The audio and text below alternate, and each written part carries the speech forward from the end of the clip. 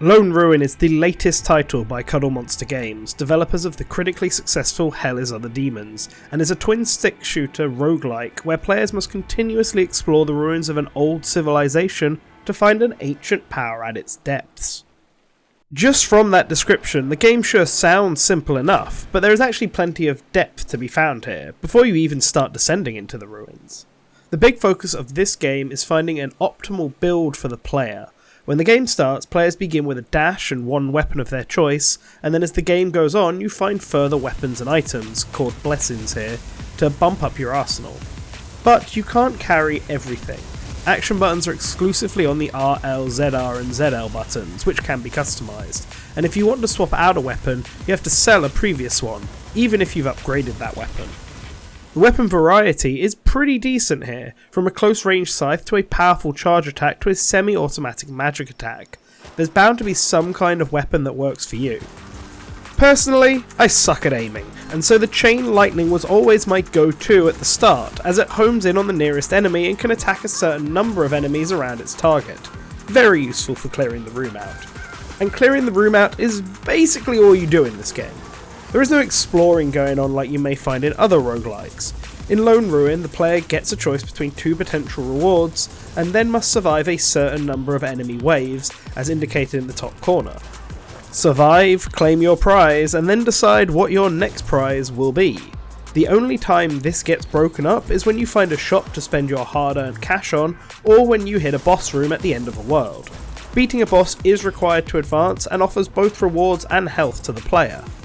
This is the basic premise of this game's main mode, and it works fairly well, although it suffers from some of the issues often found in roguelikes. Specifically, the issue of variation. You will be seeing this first world and these same enemies and boss a lot as you play through this game. There are no permanent upgrades to make the next run easier, and there are only a handful of arena layouts. It's very arcadey in that sense, and given that the player is scored at the end of each run, which is then uploaded to a leaderboard, that may very well be the intention. Personally, I just felt it got a bit too samey, and I think the presentation is partly to blame for this. Even after advancing into later worlds, I didn't feel like the visual style of the ruins changed much at all. There is definitely a slightly different colour palette being used, but aesthetically speaking, it's just too similar to what came before it for my liking.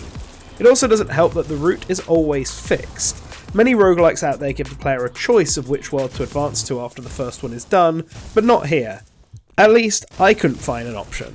Given that this game doesn't explain anything, it actually took me several runs before I realised I could even sell weapons, and that I could change my button layout.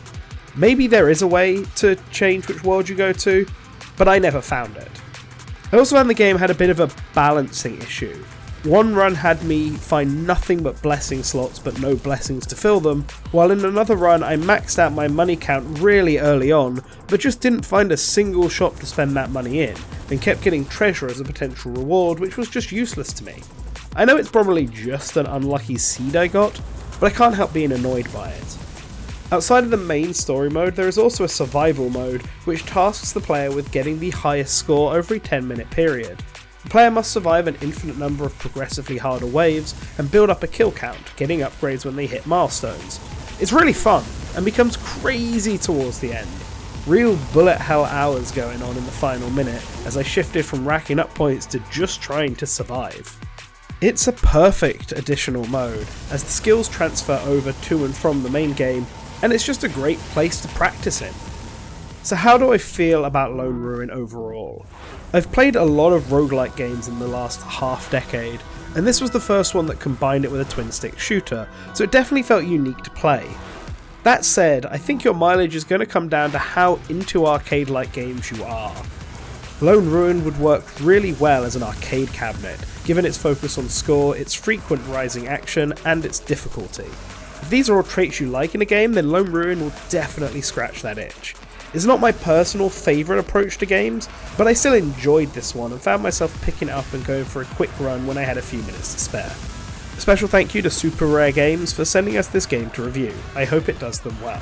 Let me know in the comments if you're interested in this game. There's a link to the Steam page in the description, so you can check that out there. And you can also go to the eShop and find it, as we were playing the Switch version. A special thank you to all of our patrons who are appearing on screen right now. You can also find out how you can join that lovely lot by checking the description as well. We are finally in 2023, another brand new year for content, so if you haven't subscribed already, make sure you do, so that you can always remember to return to the source.